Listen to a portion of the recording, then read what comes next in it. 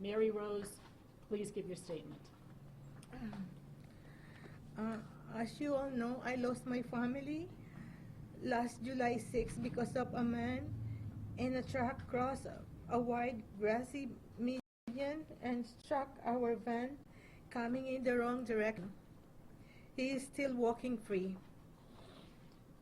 And I have to bury my husband and 4 daughters. I want justice for them, and I want to see him criminally persecuted.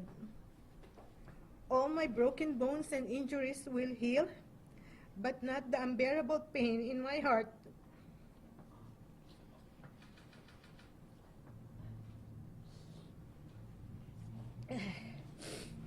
When Audie, Caitlin, Dana, Melissa, and Allison died, part of me died.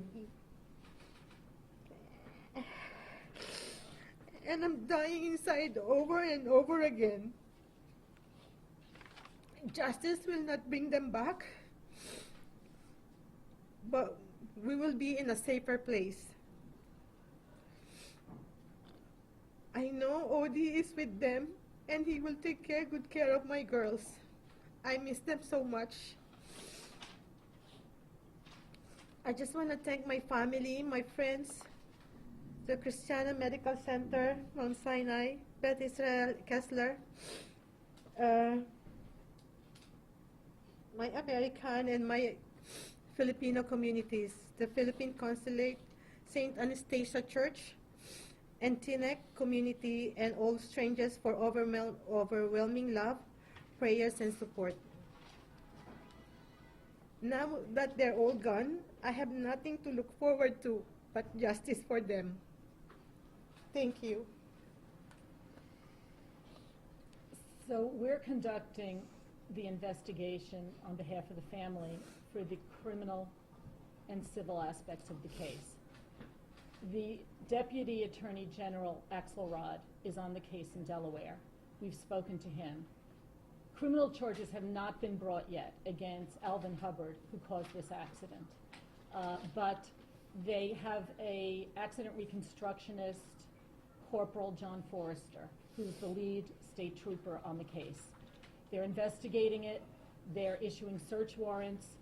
They indicate this was not a clear case of driving while intoxicated. Because of that, this has become a big, complicated investigation which is being conducted. The Deputy Attorney General has indicated it may take a few months. We are out-of-state people. We're in New Jersey. They're in Delaware. We want to keep this case in the headlines, and we want to impress upon the state troopers and the Attorney General in Delaware to keep working on this case. They know it's important. They claim no stone will be unturned. We want to push this case forward as quickly as possible. We really feel the man should be in handcuffs behind bars. He's not. We're hoping that happens soon. If you have questions, you can ask us. Mr. Carbonetti and I are here to answer questions. Go ahead. As the Trinidad Family's counsel, what charges would you like to be seen brought against Mr. Hubbard? Well, right now, I mean, the Delaware State Police and the Attorney General there should realize this is a family that is grieving.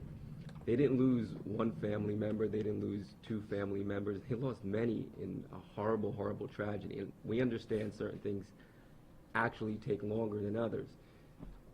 You don't have to only be under the influence of alcohol or drugs to be charged in a case like this. There could be other aspects of it. You could be criminally negligent as to the manner in which you're driving, whether you were texting, whether you were sick that day, whether you took medication that would have affected your sleep pattern, whether or not you were speeding or recklessly driving. I'm sure they're going to get the black box in this case from the vehicle to find out what took place. We understand that they're conducting search warrants and so forth to get other information. But in Delaware, you have a vehicular manslaughter charge that is 1st and 2nd degree. As a criminal defense attorney, I cannot believe at this point, we're almost at a month, that not one charge has been filed. Not even a motor vehicle charge has been filed. And to us, it's very upsetting. And you have to understand how the family sees this. I mean, there's nothing, as the attorneys, we can't bring back this family. There's nothing we can do. But with Diane and everybody at the office and Frank Luciana, and what we're trying to do is we are at this point their protectors. We're their guardians, and we're going to make sure justice is sought and completed to the end in this matter. I just have just a quick follow-up. Have the authorities in Delaware given you any indication that the move he made when he crossed over the median was an illegal maneuver? Well, yes, it was. Now, there was a passenger in the vehicle, a 30-year-old, who they took a statement from already, who indicated, from what I have heard from the trooper, that he might have been unresponsive, said he didn't feel well, and at one point was coughing. So there's a question if there's a medical issue. But he had been brought from the scene to the hospital, treated and released, so it could not have been too serious a medical issue. That's another part they're looking into. There's no way it's legal what he did. He crossed a 60-foot wide grassy median from southbound into northbound, hit a car, and then hit this car. There's no way that's legal, but I think what they want to do is bring the highest criminal charges they can against him. It's just taking time.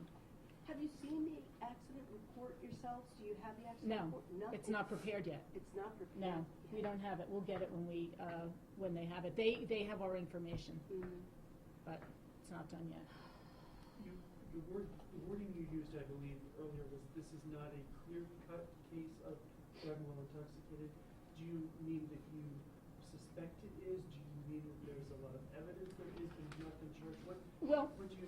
the trooper at the scene said he did not appear intoxicated, but there could have been drugs in his system. They had to issue search warrants. They have to get the records from the hospital. I'm sure the hospital took blood and urine, and that would reveal what was in his system. If he was on meds, they're going to issue subpoenas, search warrants, which they have probably done already, and get his medical records and see what kind of meds he was on.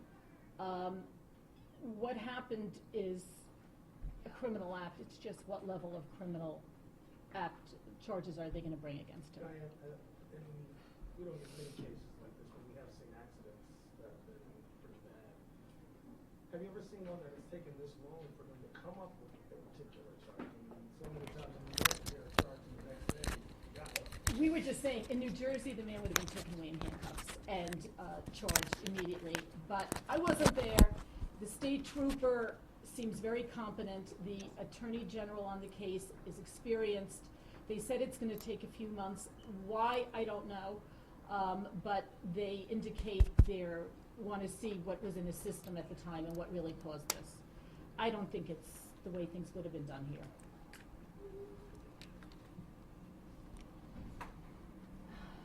Now, go ahead. Just a little bit of maybe a medical update on Ms. Trinidad's journey and the therapy that you're going through. You want to say anything, or you want me to say? She's got a broken left arm with infections. Both knees are fractured with surgery. She has fractured ribs, fractured shoulders, and a fractured right hip. But she's sitting up and talking to you, and she's going to heal. Who knows if she can ever work again? She's a nurse, but that's not the main concern here. But you want to say anything, Mary Rose, about how you're doing physically? I mean, as I've said, physical is nothing, but it's the pain that's inside that is unbearable. We're pursuing not only the criminal aspect of the case, there's the civil aspect, the loss of 5 lives and this lady's life shattered, where there will be a civil case against Alvin Hubbard, the driver. He was also in the course of employment, also against Alladec Metalworks, which is the company he was working for. The truck he was driving is owned by them. We also will investigate whether the Delaware Department of Transportation should have had a divider up. They are putting dividers, cable guardrails, up on these grassy medians on Route 1. They had been put in place in some areas. This area, it had been talked about for years. There were some fatalities years ago in that area. They did get authority, and they were putting it out to bid, but it hadn't been done in time. We're investigating that as well as the other civil aspect of the case. Diane, was he on the job at the time of the accident? My indication was he had just done a welding job. His office or his workplace is in Newmarket, Delaware. He was just finished it and it was going back to the, I think Cambridge, Maryland is where he's from. He was heading that way. I don't know if he was going back to his home or somewhere on the Eastern Shore. That's where he was from. 3:45 in the afternoon, not late at night, not on his own time, driving a work vehicle loaded up with construction equipment and metal. And Diane, I know that from doing research, this man seems to be no stranger to the inside of a courtroom. He's had many cases against him, and mainly including money. Does that go to your case to prove any kind of negligence? Well, Do you use that? if you look at the cases, they're sort of civil debt collection things. Has he had other criminal things or things involving driving? I don't know. I don't know about that. I just know this incident. I mean, you saw the pictures, right? I'll show them to you.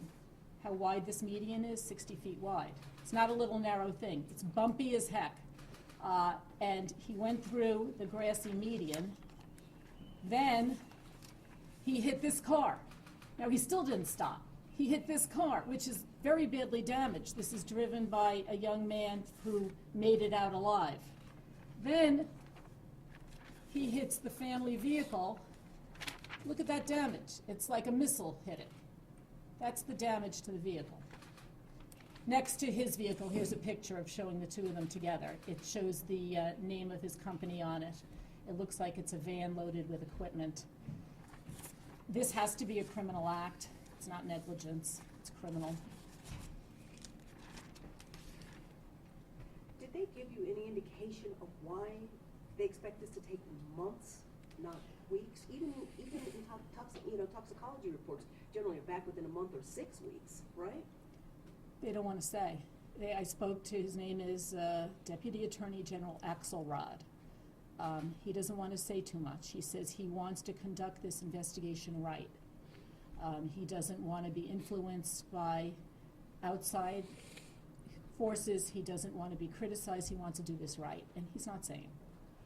Toxicology reports come back quicker, but if they're looking for data warrants, if he was using his phone at the time or anything like that, or if they're trying to get information from the black box, that might take a little longer. And like I said, it doesn't only have to be a case where if the gentleman was under the influence of alcohol or drugs, it could be that he was criminally negligent in the manner he was driving, which would bring criminal charges as well.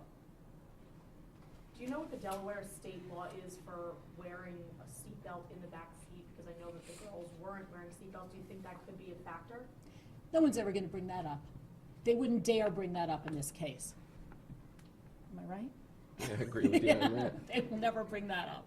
This isn't somebody colliding next to each other. This is somebody coming over a medium, driving basically what's probably the same poundage as a tank.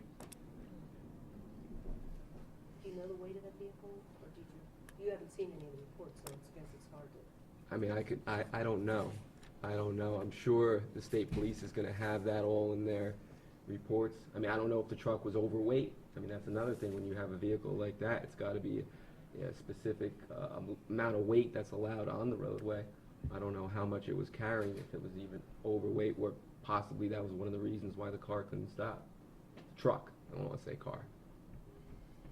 Does this company have a history of crashing or getting into accidents or? We don't know. We don't know. It's a small company, 10 to 15 people. It's a company vehicle. We don't know the repair history on it. That's something the Deputy Attorney General is going to find out. We know it's a company located in the area in Newmarket, Delaware, and he had been working there.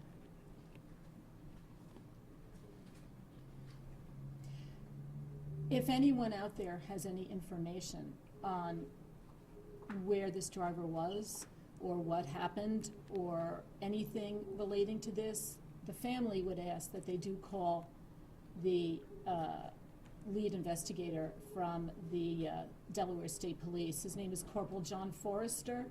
His phone number is 302-365-8485. And that's another thing the family hasn't heard from is Alvin Hubbard. He hasn't said that he's sorry in this case. And that's not, and as a criminal defense attorney, he's not admitting any guilt by saying he's sorry for the accident. I mean, it's an accident, no matter whether it's criminal, and we'll discover all that.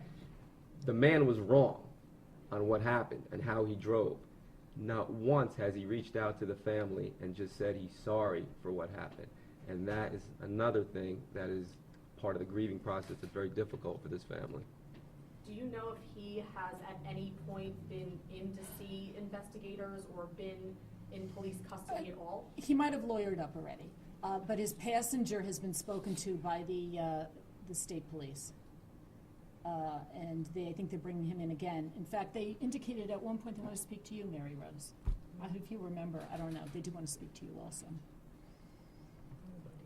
Mrs. Trinidad, I guess the question that everyone is on everyone's hearts and minds is you've lost your family. It's unspeakably horrific, and you know you have a strong church family. You know several members of your church, and they've all tried to uplift you. But how in the world do you carry this? Well, I just have to do what I have to do so I can seek justice for them. That's why I'm here, and that's what I'm gonna do. I'm gonna get better and seek justice for my family. Thank you. Do you plan on filing a lawsuit against Hubbard or Absolutely. any other parties? There will be a lawsuit against the corporation that owned the vehicle that he worked for, a lawsuit against Hubbard. We're investigating whether the Delaware Department of Transportation has fault, but there will definitely be that. That's secondary. Primary is the criminal end. You had enough? Okay, all right, we're done. We're done. Thank you very much. Thank you. Thank you. Thank you. Okay. All right. You did good, man. Touch your shoulders. You did good. Your family would be proud of you. They're looking down saying you were brave. It's them. Excuse me, can I just get the first one?